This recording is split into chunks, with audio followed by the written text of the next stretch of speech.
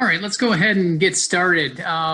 Thank you all for joining us for the first virtual Backpacks to Business. I'm Greg Berry, Assistant Director in the UAB Office of Alumni Affairs. Disclaimer, since this is a virtual discussion and many of us are coming from our homes, you're not going to be surprised if you hear or see kids or pets. Also, in order to be mindful of our panel, I would like to ask everybody to remain muted. As we way through the unprecedented times we are currently in, there's a lot of unknowns for the many questions that we actually have. Today, we hope to help just. We are going to be discussing applying for grad school during a pandemic, and we are so excited to welcome our panel for today's discussion. First, Dr. Lori McMahon. In 1998, she joined the UAB faculty as assistant professor. Currently, she is the Jarman F. Lauder Professor of Neuroscience and has served as Dean of the UAB Graduate School since 2015. As Dean, Dr. McMahon oversees 110 master's and doctoral programs that have more than 7,000 students. Dr. McMahon received her PhD from St. Louis University Health Sciences Center and obtained her postdoctoral training at Duke University Medical Center. Next is Dr. Daniel Bullard. He joined the UAB faculty in 1996 and is currently a professor in the Department of Genetics and Associate Dean for Recruitment, Retention, and Diversity in the UAB Graduate School. Dr. Bullard received his PhD from Case Western Research University and his postdoctoral fellowship at Baylor College of Medicine. And last but not least is Jesse Keppley. He joined the UAB staff in 2018 as Director of Student and Academic Services for the UAB Graduate School. His team is responsible for processing nearly 10,000 graduate applications each year, as well as managing the application process and requirements of each graduate program. Jesse earned his Master of Arts from Boston University in International Relations and Environmental Policy. Welcome to all of our panelists, and for everybody joining us online, feel free to ask questions or post comments in our chat box. And let's go ahead and start out with a quick poll question. We want to know who's joining us. Are you currently a student or are you an alumni? And we're going to go ahead and keep that up for just a few moments as these votes come filtering in. And at this point, I'm going to open it up to Dr. for some opening remarks. Good evening, everyone. I just wanted to welcome you this evening and just wanted to express my thanks to the Alumni Society for inviting us here. Dr. Bullard and Mr. Keppley and I are thrilled to be here, and Dr. Lisa Kerr is also joining us too from the Graduate School. We want to answer all of your questions. We know that this has been an unprecedented time, and many of us are rethinking our futures and our careers, and so we want to be able to answer all of your questions that you might have about graduate education and applying to graduate school. And I also wanted to just take an opportunity to share some of the exciting things that we've been implementing in the graduate school recently. I've been in my role, it'll be 5 years in October, and since then we've been really busy trying to put innovative programs together to meet the needs of our students. We know that all of our students will become experts in their discipline, whatever that area is, but we also recognize that professional development is critical to your success. We've started a new certificate called LEAD, which complements our leadership and mentoring certificate. We also have started new accelerated learning opportunities where we are offering direct admission to high school seniors that have achieved great things. For example, a 30 on their ACT and a 3.5 GPA. So those high ability high school seniors have been offered direct admission into master's degree programs. We've also implemented an accelerated bachelor's master's program for our students. And we are really looking forward to a new program that Dr. Kerr will lead, where students will be able to stack certificate programs into a master's degree. And so we'd like to share some details with you about that. So we're waiting final approval for that. So it will be an MS or an MA in interdisciplinary graduate studies. Again, this is a new option that we anticipate being able to offer beginning in the spring of 2021, where learners will be able to take 2 certificates and stack those together into a master's degree. So those of you who are contemplating a graduate education, we're here to talk to you about all of the current programs that we offer, but also new initiatives. So thank you so much for tuning in, and thanks for the opportunity. Again, this evening is about you, everybody that's decided to join us. So please get those questions coming and we'll make sure we get those to the panel. And let's just dive right in. So this is for all three of you. How has the current pandemic changed the process the UAB Grad School operates? I can start with that one. Just from an operational standpoint, it's been interesting that we have seen an increase in applications. So students are seeing these times as an opportunity to return to graduate school. So being in limited business operations and doing things remotely, in addition to just getting more comfortable having these types of interactions via Zoom, it can make it more challenging. Obviously the mail has been slow, so we're to complete applications and doing that remotely. But just other than that, trying to keep our level of service high, make sure students are getting the information they need in a timely manner. I know it's a stressful time for everyone, so making sure we're available. As far as specific programs, we've had a lot of programs extend their deadlines, recognizing that these can be challenging times, and that students, just with the level of uncertainty, have other priorities right now, and not wanting that to affect their graduate education. And finally, we've worked with programs across campus to waive the GRE requirement and other academic test scores. So that also can take a burden off students who are trying to apply right.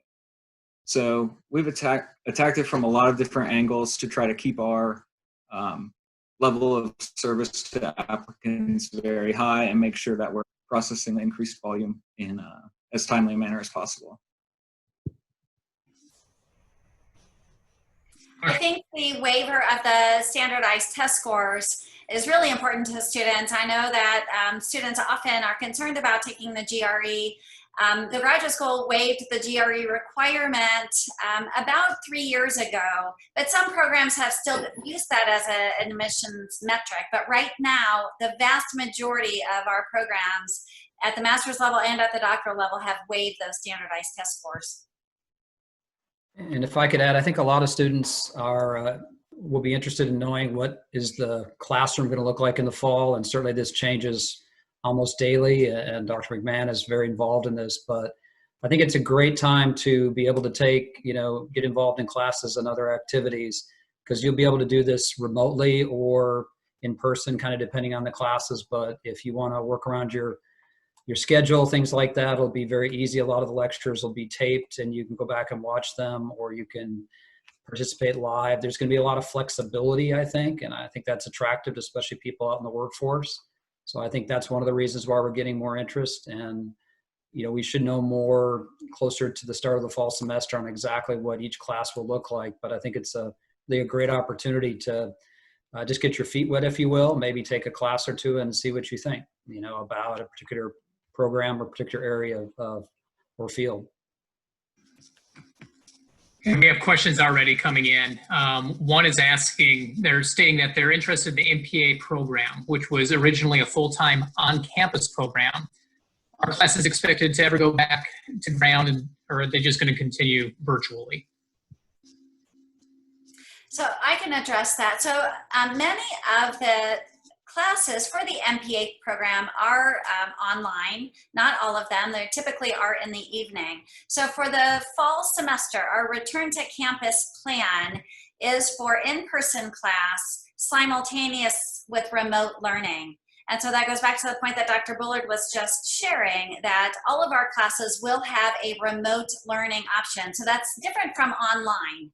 So this is a in-person class where students will have an opportunity to engage in person, but will also have an opportunity to engage remotely. So that opens up a lot of opportunities for students who cannot attend in person. Another question is that they're interested in Masters in History. Are they going to still have to take the GRE at that point? Go ahead, Jesse.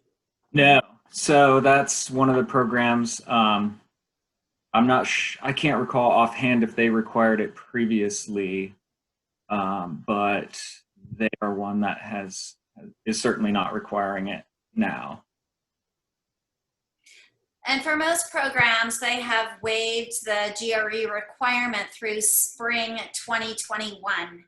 But we encourage students to go to the grad school website. All of those programs who have waived the GRE or who have not actually waived the GRE are listed there. But as programs change their requirements, we will update our website. But again, it's really good news that the majority of our programs have waived standardized test scores. So it's a perfect time to apply if that's been a bottleneck for you. Similarly, is the Praxis waived for education programs? So last I heard regarding education does have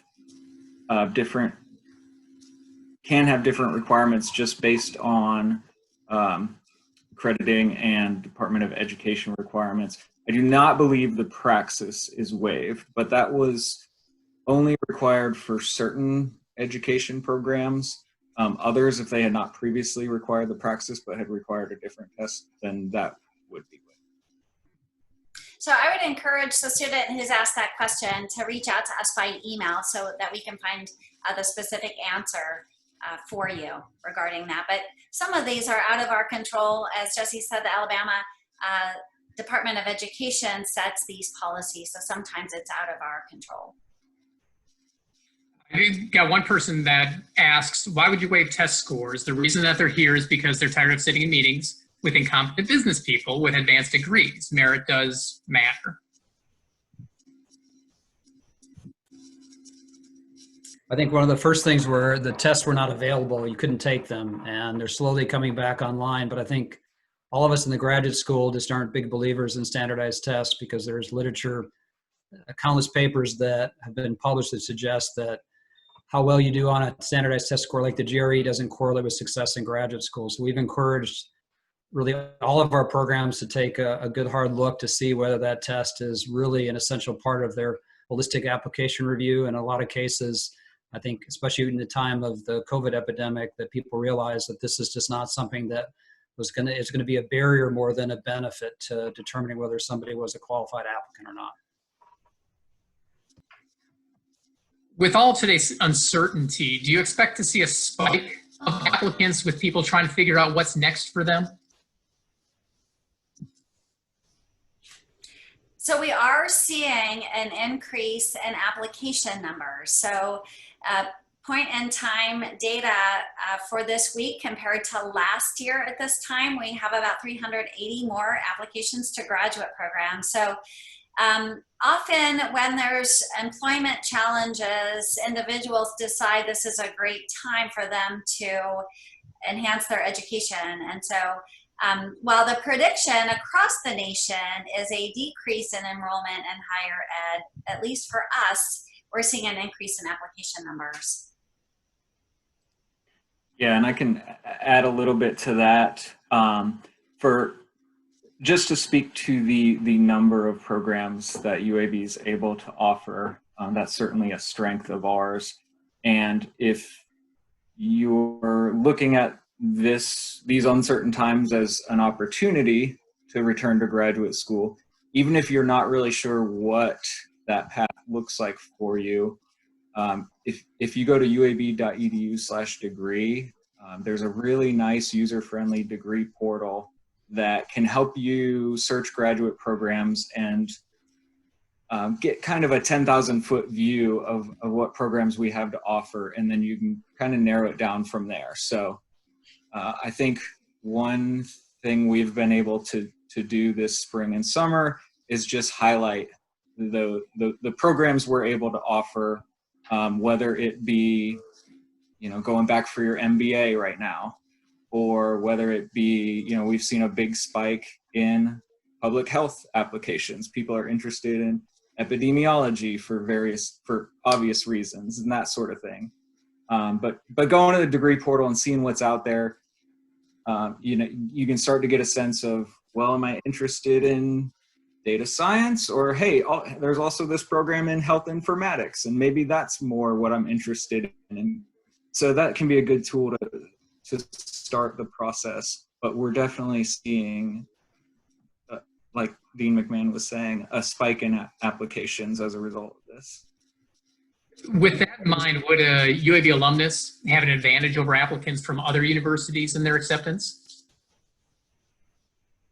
There is no particular advantage for a UAB alumnus over another student. It's really the credentials of the student that's being looked at. That said, students who have gotten their undergraduate degree at UAB will have connections at UAB. That always helps. And so just to clarify that a little bit, I would recommend any one of you, if you are looking at a graduate program, you can go to the graduate school website and you can look at the list and you can find the name of the graduate program director. And I would recommend to all of you to email directly the program directors. They love to hear from students. You can ask your questions to that program director. You can share that you are a UAB alumni and express your interest in the program. And that always helps. Program directors want students who want to be part of their program. So make that relationship. Along that same line too, will the increase in applications result in more admission declines, and will programs be capped? So we have over 120 programs, so it's difficult to answer that question for each individual one. But in general, with our master's programs, we haven't had many that have had to be capped in the past. It's generally with the doctoral programs that have more of a limited enrollment. But there's many different programs, many different opportunities. And I think the key thing is what Dr. McMahon said: talk to the program director, find out if you're competitive, if there's anything else you can do to make your application, stronger, and just talk to people and ask those questions. That's really the key thing. And you can ask them the same thing about whether they have caps enrollments, whether they're, I always say you want to get your application in early. That's a good way to do things. Getting it on the deadline sometimes is a disadvantage, especially if decisions are made before that. But definitely reach out and talk to the program director or contact us in the graduate school. We'd be happy to help. Very few of our master's programs have caps, and those tend to be related to those programs that have an internship requirement or a clinical training requirement. So for example, the master's program in health physics, they do have a limit on the number of students that they can accept because of the internship requirement. But the vast majority of our master's programs do not have a cap. And so program directors, department chairs, faculty are always looking for qualified students to join their programs. And so I would not be discouraged by us saying that our application numbers are up. That will not decrease your chances unless it's one of those few programs where there are limited seats. Yeah, one thing I wanted to point out, mentioning deadlines and just paying attention to deadlines, because the fall deadline for the graduate school is August 1st, and some programs do have earlier deadlines. As I mentioned earlier, we've worked with quite a few to extend their deadlines just to continue to give students a chance to future holds and sort out life before they have to worry about getting their application in. So that list has been updated on our website. But if you're not applying this fall, maybe you're applying to a future term, or just in general, I encourage students to check on their program specific deadlines. And also some programs have a priority deadline where they publish that deadline knowing that that's really when they're going to start making admissions decision. And even though the application may be open beyond that, you should really do everything in your power to get your application in by that point. And there you see the next poll question we have. When do you plan to start your graduate school studies? You already have fall 2020, spring 2021, or you're not sure? Moving on to the next question, and I'll keep that up here for a moment or two. Would the remote learning options also apply to the alternative master's program for obtaining teaching certificates? Right now, the plan is for all of our courses offered this fall, they will be a combined, unless they're already designed to be online. So those courses that are meant to be on campus in person, there will be simultaneous instruction in person and remote learning. And remote learning would be, engaging in that lecture from your home. So all classes will have combined in person and remote. And that should include courses and certificate programs as well. We've got one question. Somebody just graduated in December and they were an out-of-state student. They would like to return for a master's. Will there be any financial changes to out-of-state applicants, especially if remote classes are available? There will be no change to tuition. So if the class that you are enrolled in is meant to be in person on campus, so whether you are engaging in person or you're engaging with remote, you will be charged the standard tuition and the out-of-state tuition. If the course that you are enrolled in is meant to be online, it will be delivered online, and that will include the online tuition. So there won't be any change to out-of-state tuition, even if you are engaging remotely. What are the application deadlines for prospective students, people that are applying? August 1st is the graduate school deadline, and that's for fall 2020. So the graduate school sets the latest possible application deadline for each term, and then programs, if they choose to, can have their deadline earlier. So again, for fall 2020, we list out those specifically because so many of them changed. But otherwise, that should be listed on a specific program's website if you're talking about spring 21 or beyond. So what is a typical turnaround time after somebody submits an application? Yes, so typically our office will process it in 1 to 3 business days. So what that means is we will, once it's submitted, we will see what checklist items are outstanding, attach any relevant documentation that wasn't uploaded with the application itself. So typically that's going to at the very least be transcripts, but we also get recommendations and other documents for students, evaluations for international students, etc. So that's a 1 to 3 business day processing time, at which point it is sent to the program for review. And each program is going to have their own evaluation time. So that can depend largely on if it's a program with rolling admission. So in other words, a program that admits every semester, summer, fall, spring, they're going to be reviewing applications fairly quickly. Others, specifically some of our PhD programs that only admit during a fall term, will collect applications and review them as it gets closer to a deadline. So it really just depends when it gets to the program for review.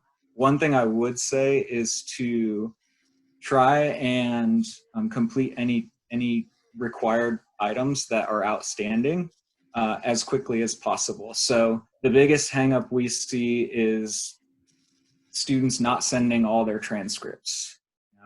As we require all transcripts from your educational history. So even if it was just a semester you did at one school and it's not the school you graduated from, we still ultimately need that transcript. We can review things with unofficial transcripts, but if we don't have something, that can slow down the process of us getting it to the program and in front of the program. So that's the biggest piece of advice I could give to you when you're applying, is try to get us at least something, even if it's an unofficial transcript, so that you're not held up. Can I just add something to that? So the other thing that we see often is that letters of recommendation are delayed, and those are really critical, especially for PhD programs. So I always tell people to start early, especially if you're getting them from professors who might be doing lots of different letters. Several months is usually a good guideline, because the letter can be turned in and the application can be reviewed later, but it's very difficult for an admissions committee, if they're missing letters, to really make decisions on particular applicants. So that's also another barrier, and that's kind of out of your control. So you certainly, hopefully have talked to the person and let them know about the program and the deadlines. I always suggest reminding them, friendly reminders, things like that. But in a lot of cases, programs won't be able to review your application until you have the required numbers of letters. So start early, I think, is the key thing. Let's continue to talk about some of those supplemental things that people often are required to turn in. What are key elements of a personal statement that should be considered? I'll take that one. It's going to vary a little bit depending on the program, but there are some general things that you definitely need to hit upon in your personal statement. So the one thing that I think all of us in the graduate school tell applicants is make it short but sweet. In other words, imagine that your admissions committee member has 50 applications and it's Sunday night and they've got to review them by the next day. They're not going to have time to read 10 pages. So I think a good rule of thumb is to keep it to 2 pages. I'm not going to say whether it's single or double space, but it needs to be something that could be easily read. I think the other thing is the key elements that most of us look for are, why do you want to go to graduate school? And in this particular area, really, what are your goals? And I think you also need to touch upon your background and experience. In other words, what qualifies you, what makes you a very strong applicant. And then I think something that's really key that I don't see in a lot of applications is you really need to personalize it, at least with a paragraph of why this particular program is of strong interest to you. Why do you want to go into this program? Too often we see kind of what we call cookie cutter personal statements, where they send it to every single school they applied to. And that's really a key thing for the admissions committee, because they want to know, did you take the time to go to the website, do some research on the program, identify potential people, say, that you wanted to do research for. So I think those are some of the key elements. But in many cases, programs will list on their website some of the things that they want you to touch upon. So make sure for your particular program that you do that, because they may have a couple other things that they want you to discuss. Just make sure that you're not lacking those. I think the last thing that I highly recommend is get somebody who knows about this particular program, if possible, to read your personal statement before you turn it in. In a lot of cases, if they have experience, they'll tell you some things that they'd like to see changed or added. This is really a key thing, because that's probably, along with the letters of recommendation and the academic credentials, some of probably the key things that go into an application. So you definitely want someone to read it in advance and give you some suggestions on how you can improve it. And I'll just add, make sure that you check for spelling accuracy and for punctuation and grammar. A lot of times when students write their personal statements, they may be hurried and they don't have someone read it for them. So that's one thing that admissions committees are looking for. In graduate education, there's often writing that's required. And so if there's grammatical mistakes, spelling mistakes, punctuation issues, that could be what helps programs decide that you may not be a good fit. So just a cautionary note. And one other point there, I think the personal statement is also one of those application items that can discourage people from applying to grad school.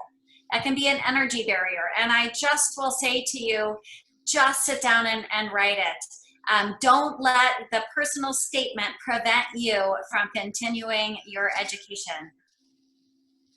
You guys touched on letters of recommendation. Who should be writing the letters of recommendations for the applicants?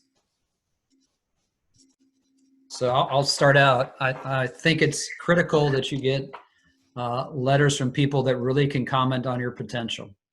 So, in a lot of cases, for PhD at least, there's three letters of recommendation that are necessary. In some cases, masters, it can be 2. But it's difficult if you just get letters, and we often see this from people that you took classes for in your undergrad experience, and all they can really comment on is what kind of grade you got, and maybe they met you a little bit, talked to you. That's okay if you don't have, 2 other letters or 3 other letters that you can get from people that you really got to know. But it's really key that people can comment on, your drive, your determination, your potential to be successful. Those are really, in my experience, the letters that the committee really focuses on.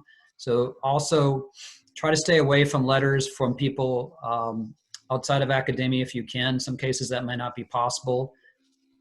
If you've been part of a job and the experience you gain in that job is critical, then that would be okay. But in some cases, letters from pastors or people at Burger King or things like that, they certainly might be able to comment on your character. They really don't tell the committee enough about how you may or may not be successful in this particular program. So pick your letters wisely, and as I mentioned before, start early. And I would just like to add on to that. Everything that Dr. Bullard said, I agree with. But one thing I wanted to highlight is what he talked about with your perseverance, your determination, your resilience. And so programs are often looking for those key factors. And so that will suggest to program directors that you're going to stick with this. And so those are measures that are not captured in standardized test scores. And so we often talk about grit and perseverance and resilience, and those are absolutely needed in graduate education. And so those people who know that about you and can say those things about you are really, really helpful to admissions committees. A couple of questions that have come through the chat box, which are very similar to one another. If you transfer to UAB as an undergraduate and they have the previous school transcripts, do they still need to resubmit them for graduate school, or would you be able to access them? And similarly, person has received an MBA from UAB, now they're looking to gain more knowledge with an MSHA, will they have to do their transcripts all over again? Yeah, good question, because I mentioned the transcript piece earlier. But if you are a UAB student, so in both those cases, if you transferred to UAB, we've got your previous undergrad transcripts and then your UAB transcripts. So we would not need additional transcripts. In that case, we would have access to them. And same in the case where you receive a graduate degree from here and you're going to pursue a different degree, we'll have access to those. So the only exception to that would be if you attended UAB for an amount of time and then went somewhere else, even if it was for a class or 2, we would need that transcript. But anything we already have, we'll just access and attach to your new application. Through the entire process tonight, we've talked a lot about different programs, program directors. When it comes to program directors, what are the do's and don'ts? So Laura mentioned this a little bit before. Some of the things that I've seen, and I'll be honest with you, it tends to come from undergraduates more often than people who have gotten a degree. I don't know if it's more of a maturity, but some of the things that can really kind of turn off a program director may lead to that individual maybe not contacting the potential applicant in a timely fashion, or people that haven't really looked at all at the material that's on the website. So often I'll get people, a couple programs that I run, they'll say, can you tell me about the prep program? Well, the only way they got my email is because they went to the prep website, but they didn't even spend a few minutes looking at it. So I think, especially for programs that are large and getting lots of inquiries, I think the key thing is look over the website carefully, write down your questions. It's okay if you didn't understand something. In my experience, that tends to get a much better response rate as far as, a timely fashion by doing your homework, I guess. And you need to do that anyways, because you really need to decide for yourself whether this is a program you should invest any time and effort into. But then email the program director, or in some cases you can email the program administrator, who of course is in close touch with the director. But I think those are the key things: is have your questions ready, ask them in the email, or if you'd like to potentially even talk to them on the phone, a lot of program directors are willing to do that. But once again, do your homework first. And we do still have time for questions if you want to input those on the chat box. I'll ask the panel, what's been the biggest obstacle in this new norm that you guys have been facing over the last few months? I would say from a faculty perspective, since Lori and I are faculty and been involved in teaching, it was to have to adapt immediately to a new format. And I would say that it was a challenge, but I think overall, both faculty and students adapted fairly well. And I think all of us have learned a lot from the experience we had in the spring semester. And as we talked about the kind of the hybrid or flex format in the fall, I think we're much better prepared because we learned what worked and what didn't work. And we're continually, trying to update our lesson plans to whatever we have to do, social distancing, things like that. But I think it was just the sudden transition to a completely different format that, most of us weren't honestly very used to. If I can add in on there, one of the things that within the professional development programming and our certificate programs, the challenge of moving from having small classes where people really get to know each other was a bit challenging for the students. But I will also say a beauty of that is we offer a lot of weekend classes. So there would be Saturday workshops. And we, because of this, have tried new formats that have actually turned out to be absolutely fantastic. The students are loving them, where we've been able to do more of a hybrid. So there's a little bit of work beforehand and then a shorter Saturday activity in synchronous Zoom and then afterwards. So while that was a challenge, I also will say a silver lining in this is that we have identified some really innovative ways to deliver content to a much more diversified student population. And that's been fun. It's been a good outcome. Have there been other things that you guys have noticed over the last 3 months that you didn't do before that you're going to continue doing as we progress down the road? That's a really good question, and I'll just kind of lean on what Dr. Kerr just mentioned. There's lots of silver linings here, and we have learned how well we can work from home. I think the graduate school has not missed a step with our daily processing of applications and answering students' questions. So that's been really terrific. And learning these new ways to communicate. We are all getting very used to working on Zoom and can have that person-to-person contact even though we're not physically in the same room. I think probably, and I'll let Jesse speak to this, probably one of the biggest challenges is that many institutions still use US mail to send transcripts. And so while we are all at home in our safe spaces, someone's had to go in and retrieve the mail so that we can input the transcripts. But we've been moving many of our processes online through DocuSign, and we've developed many, many efficiencies. Yeah, that's been the biggest thing for the student services team, is just making sure that student services can continue at a high level. We recognize students are at UAB for the educational opportunities. And so as staff, we don't want to be a barrier to that. And we want to make sure if students are, having a bad day, we don't want it to be because they had trouble getting a form signed or they couldn't get someone on the phone. So just making sure that we're available to students so that they're getting the experience that they're at UAB for. As Dean McMahon mentioned with the transcripts, yeah, if you can send them electronically, that certainly helps and will speed things up, but we are going into the office to make sure we get everything that comes via mail. But most institutions, even if they didn't offer that when you were enrolled there, have at least some kind of online option for ordering an electronic transcript. And as we start to wind things down, if there aren't any other questions, what final thoughts do you have, each of the panelists, before we leave tonight? Maybe pieces of advice or suggestions for prospective graduate students. And we'll start with Dr. McMahon.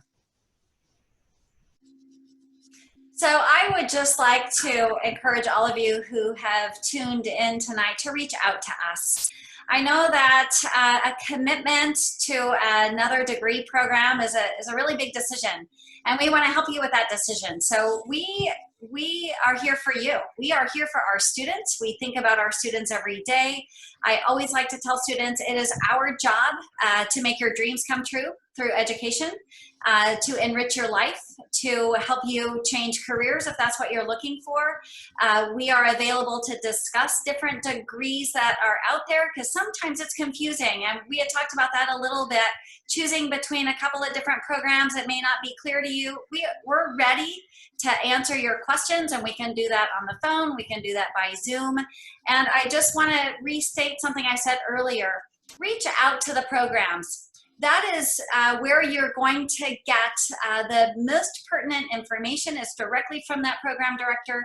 And then when your application lands on their desk, so to speak, they will remember you, and that will help them make decisions about you, because they have seen that you are determined and you're fearless. You've reached out. That's intimidating for a lot of students. So that will enhance your relationship with them. So don't hesitate to reach out to any one of us in the graduate school or to the programs, and we're here to help you.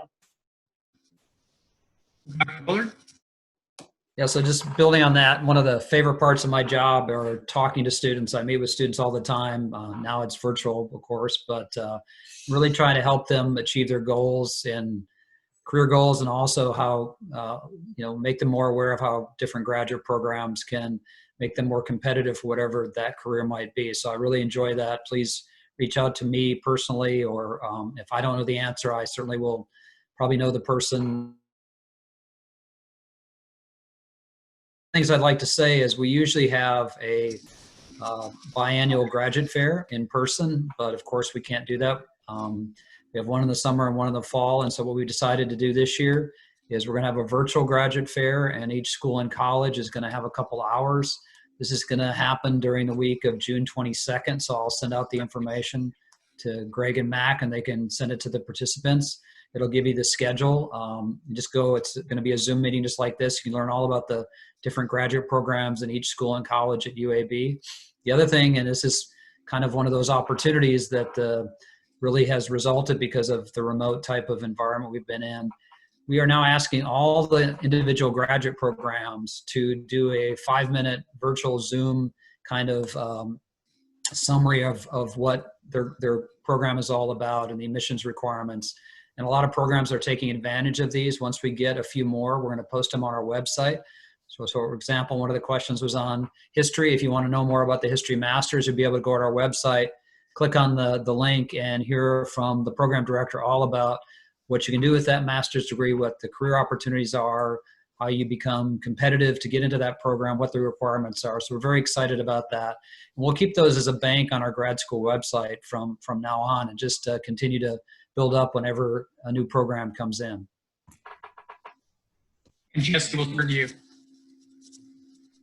Yeah, I think I would say, obviously everyone here is here because they're at least somewhat interested in getting a graduate degree. And, maybe you're on the fence, or just, life is happening, life gets in the way. And that's where I kind of like to speak to my own experience a little bit. Because getting a master's degree or a PhD, any graduate degree, really does prepare you to be an expert in that area. But that's not the only value either. So you mentioned earlier, I got my master's in international relations and environmental policy, and now I'm working on the student services team at UAB. And if you had asked me 10 years ago if that's where I'd be, I'd say, no, I'd be living in Washington, D.C. doing X, Y, Z. But what I found while I was getting my graduate education is I had been promoted a couple times at work. I was working for a university. My son was born. So, you know, life happens and things change. But what you don't want to happen is you get to that point where you're ready for the next challenge or the next opportunity, and you hit a wall because the job application says master's degree strongly preferred or master's degree required. And it doesn't say, you know, you have to have a master's degree in X, but there are these barriers. So, you know, there's value in a master's degree just in that sense. And though life happens and your plans may change, I think, you know, just knowing the programs we're able to offer here at UAB, the experience itself is rewarding, and it does set you up to be a content expert and a leader in whatever field you're in. But as your life changes and plans change, it's not something that you'll end up regretting, at least not in my experience. Great information, guys. And then as we close, I would like to thank Dr. Lori McMahon, Dr. Daniel Bullard, and Jessica Keppley for their insights and for taking the time to be with us tonight. If you would like more information about the UAB Graduate School or have more issues, visit them online at uab.edu/graduate or email them at graduateschool@uab.edu, and we'll send that information to you tomorrow. Also, you can find out more about the UAB National Alumni Society by checking out alumni.uab.edu. You can also email us at alumni@uab.edu. And be sure to watch out for upcoming Backpacks to Briefcases. Later on this month, we'll be discussing how you can stay mentally fit during a pandemic. Then in July, we'll host sessions on developing your personal brand and how to become financially secure. And once they're scheduled, you'll be able to find all of them at alumni.uab.edu. So it's June next, not June 10th. It's just, we don't know dates on those quite yet. So once again, thank you for joining us for tonight's Backpacks to Briefcases. We will post a recording of tonight's episode on our website. Good night, and we hope to see you all. Thank you so much for joining us.